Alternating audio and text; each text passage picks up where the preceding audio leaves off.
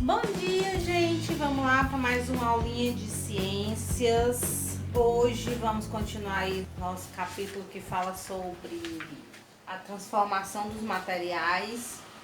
Na aula passada nós vimos que existe materiais reversíveis e não reversíveis, né? Os reversíveis são aqueles que podem voltar ao seu estado original. E os irreversíveis são aqueles que não podem voltar ao estado de origem, né? Por exemplo, eu peguei um ovo, fritei o ovo não pode voltar mais a ser ovo, né? Depois que ele for frito, ele não volta mais. Então, isso é um irreversível. Também vimos as transformações físicas, né? Que os materiais mantêm as suas propriedades. E as transformações químicas, né? Que elas não possuem mais, depois que elas são transformadas, elas perdem a sua propriedade, né? Por exemplo, se eu pegar um papel e rasgar o papel, ele vai ser uma transformação física, eu só fiz rasgar o papel. Mas se eu pegar esse papel e queimar, ele já muda a sua composição química, certo? Na página 193, né? É onde a gente vai continuar aí, ó. As transformações podem ocorrer por causa de diferentes fatores, como a umidade, a luz, o aquecimento e o resfriamento. Vamos estudar alguns exemplos. Alguns materiais, como a sílica gel, absorvem a umidade do ambiente, sofrendo uma transformação. Então ela tá aí, ó, ela começa com a azulzinha, aí ela se transforma, né?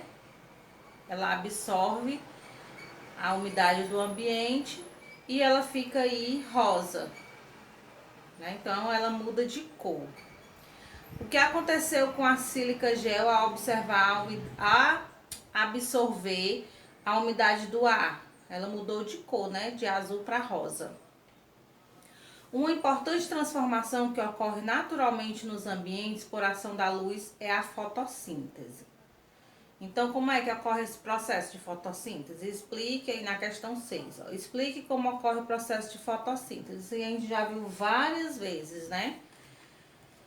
É a energia solar transforma a água, o gás carbônico, resultando na formação do gás oxigênio, da glicose. Ou então você pode dizer que o processo que a planta faz para produzir o seu próprio alimento, né? Utilizando a luz solar, a água, né? Então, do jeito que você lembra sobre a fotossíntese, tem várias maneiras de você explicar. O cozimento dos alimentos, a queima da lenha e do papel são alguns exemplos de transformações que ocorrem por aquecimento. 7. O resfriamento também pode causar transformações dos materiais. Cite o exemplo. Se eu tô com a minha água, né, e ela atinge cerca de 0 graus Celsius, né, ela vai congelar. Então, ela vai passar do estado líquido para o estado sólido. Então, isso é uma transformação, né? A lava liberada na superfície da Terra, em erupção vulcânica, se transforma em rocha após ser resfriada. Então, ele está mostrando aí, ó, primeiro o desenho, a lava saindo do vulcão. E no segundo, ela já está resfriada, né, formando a rocha. O granito também é um exemplo de lava resfriada. O granito, né, que a gente bota na casa, né, no chão da casa, ou em algumas decorações, na mesa, né, na bancada, no balcão, né, aquele granito é o resfriamento aí da lava. Você vai fazer agora a 194 a 195. Vou dar um tempinho aí para vocês responderem. Забуду имя любимое мое, твое имя любимое мое. Vamos lá corrigir agora 194.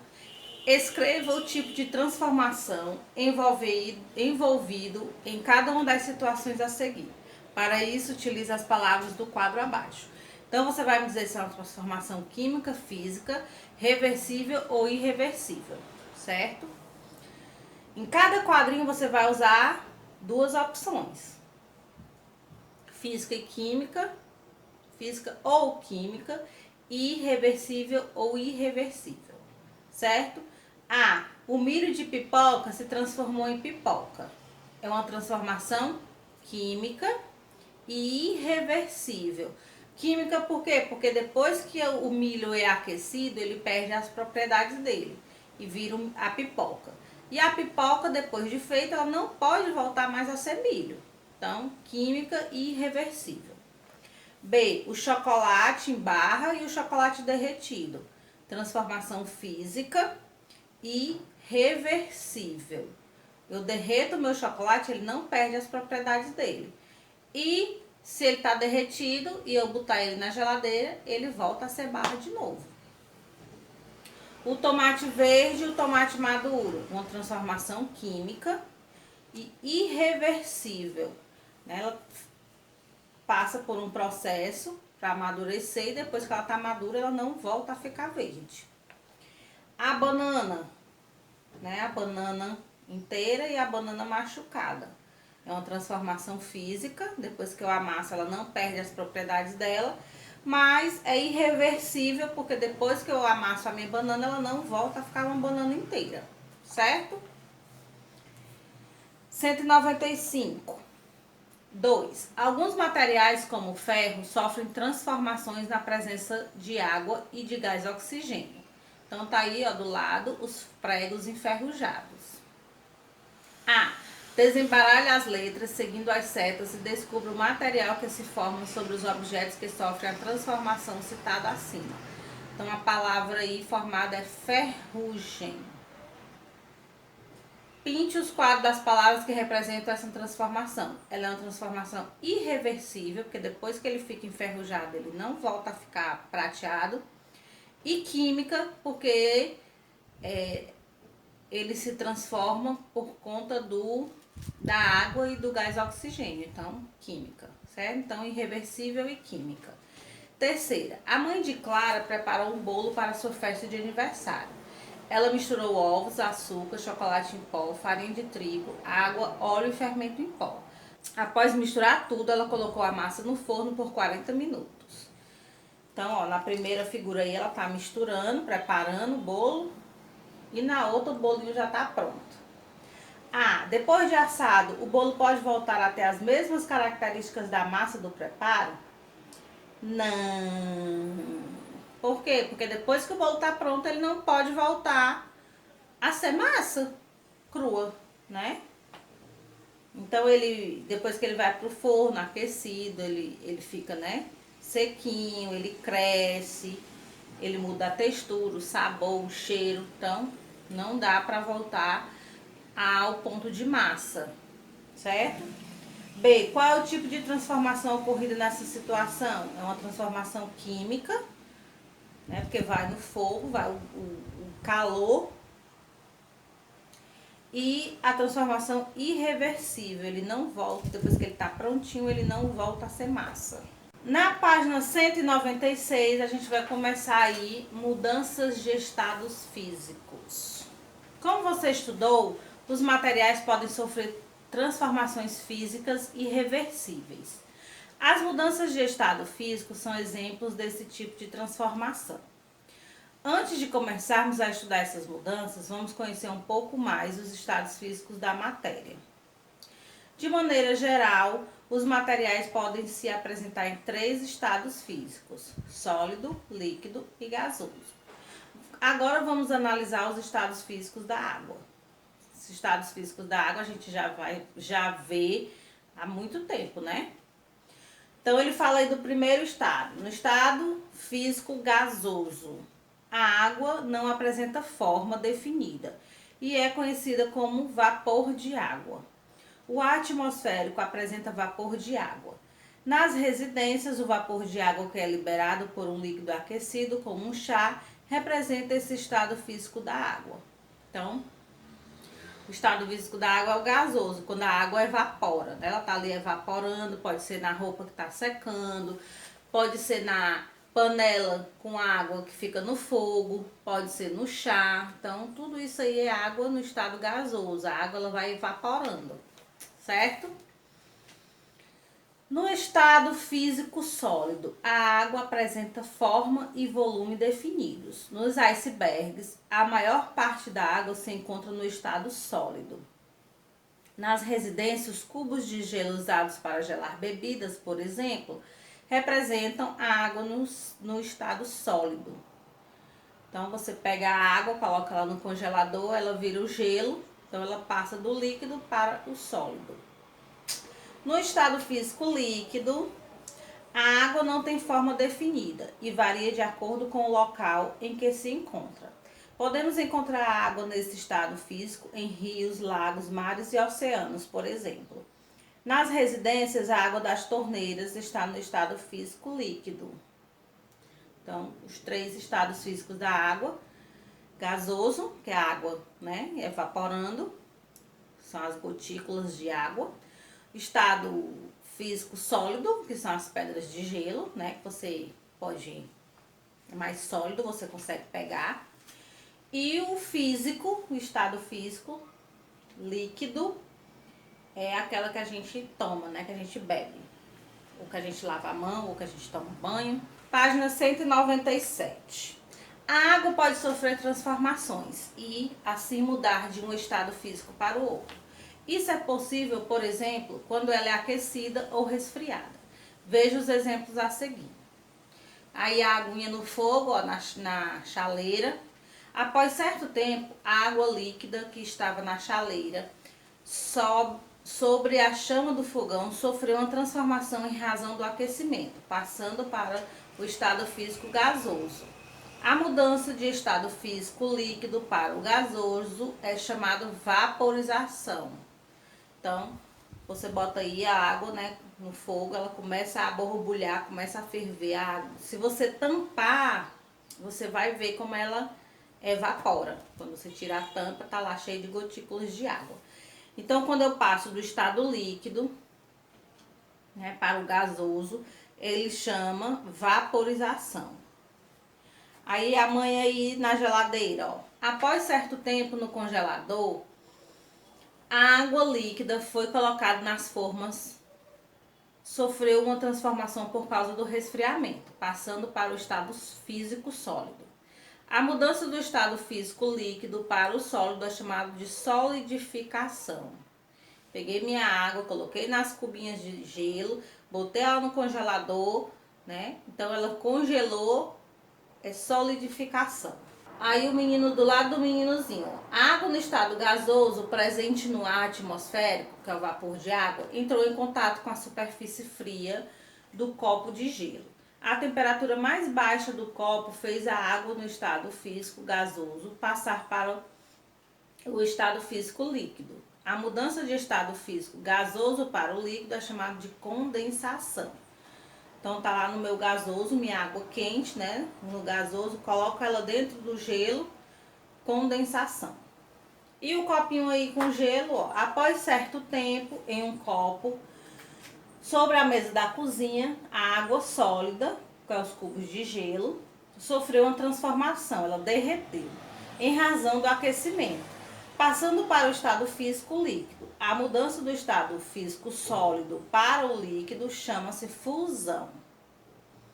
Então, marquem aí todas essas 4, né, que são importantes. Então, líquido para o gasoso, vaporização. Gasoso para o líquido, condensação. Líquido para o sólido, solidificação.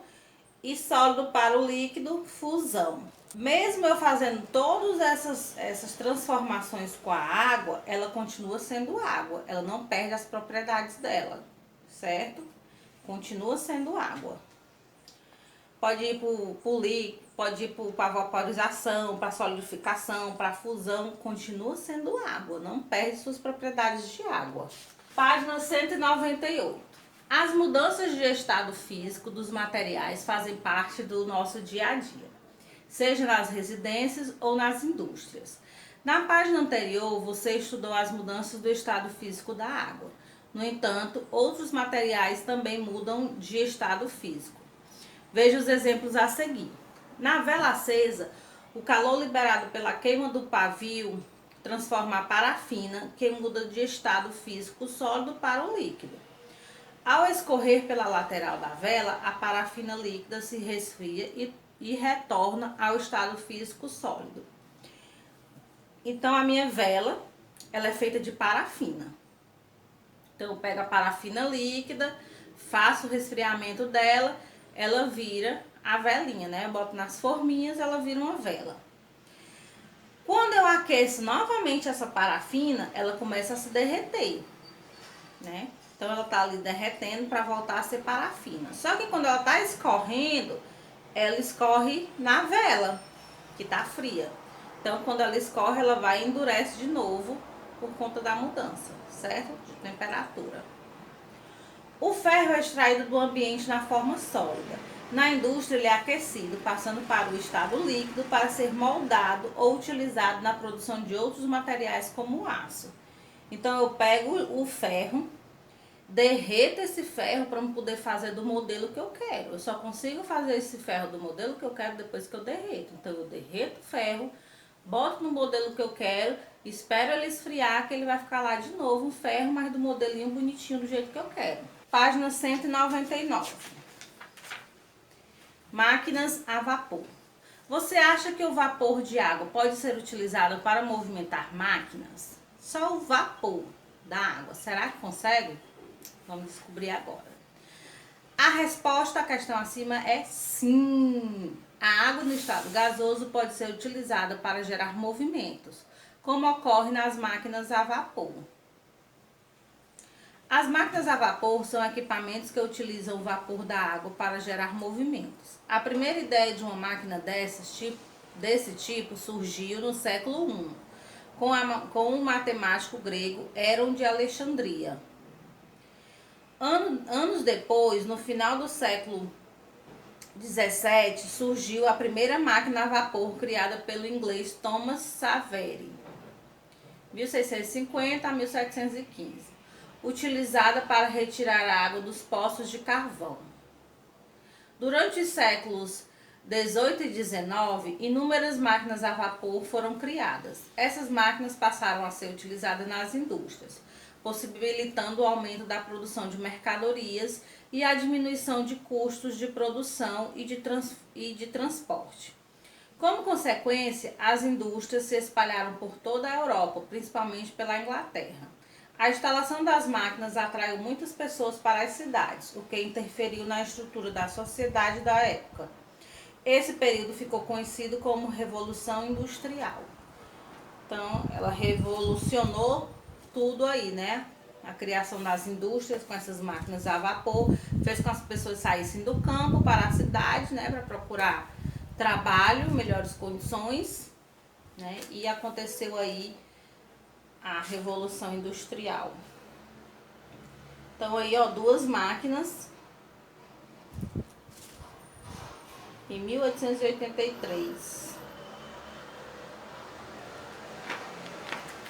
Na página 200 e 201 há uma experiência, certo? Se você quiser fazer essa experiência, ela é muito legal.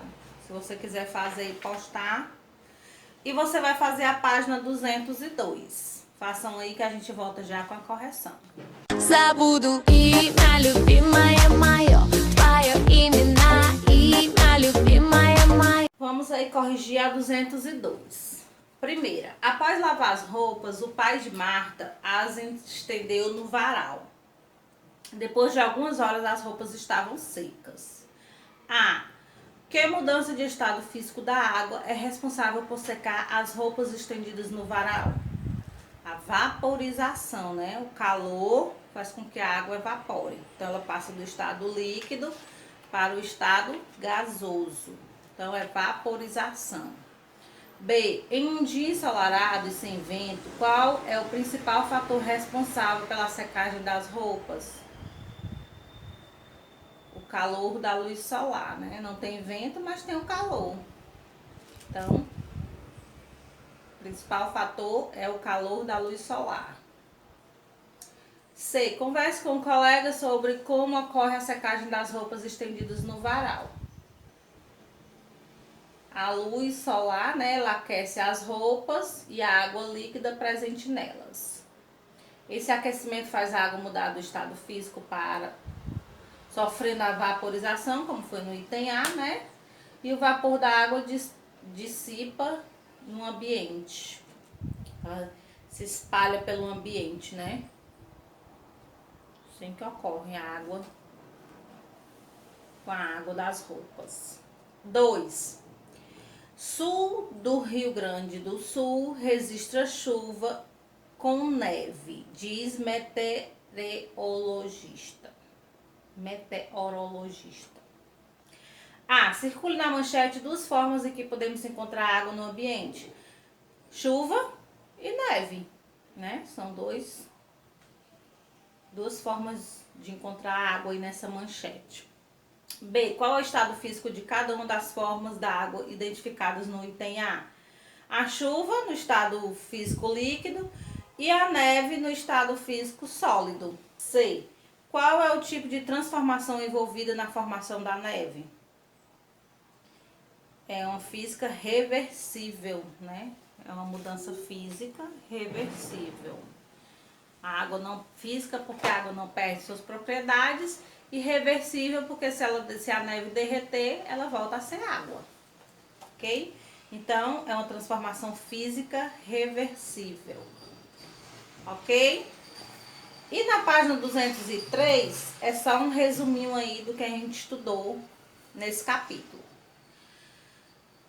Você pode não notar, mas as transformações dos materiais ocorrem em diversas situações do nosso dia a dia. Algumas delas são reversíveis, outras não. E há também aquelas que envolvem a formação de outros materiais. Vamos relembrar o que estudamos neste capítulo. Transformações químicas alteram as propriedades dos materiais envolvidos e resultam na formação de outros materiais. Física, não alteram as propriedades dos materiais após serem transformados. Ele dá o exemplo aí, ó, do papel queimado e do papel picado. O papel picado, ele volta, ou ele não perde suas propriedades, continua o mesmo papel. Já sendo queimado, né, ele perde as propriedades dele. Podem ser reversíveis, os materiais podem retornar ao seu estado original após serem transformados. Ouro derretido sendo despejado em uma forma. Eu derreto o ouro, boto ele numa forma para formar um anel, por exemplo, ele vai voltar a ser ouro, certo? Irreversíveis, os materiais não retornam ao seu estado original, sendo transformados. Ele mostra aí o ovinho cozido, né? Se eu pego o ovo cozido, cozinho o meu ovo cozido, ele jamais vai voltar a ser um ovo cru. E as mudanças de estado físico. A fusão, que é o gelo, né? Esquenta o gelo, ele volta para a forma líquida. O resfriamento, que é a solidificação. A água líquida vai para o congelador, forma o gelo. A vaporização é o aquecimento da água líquida, né? Ela forma o vapor. E a condensação, que é o resfriamento da água da chuva, que volta a ser líquida, certo? Então, concluímos aí a nossa aulinha de ciências de hoje, terminamos o capítulo 7. Beijinhos e até a próxima aula.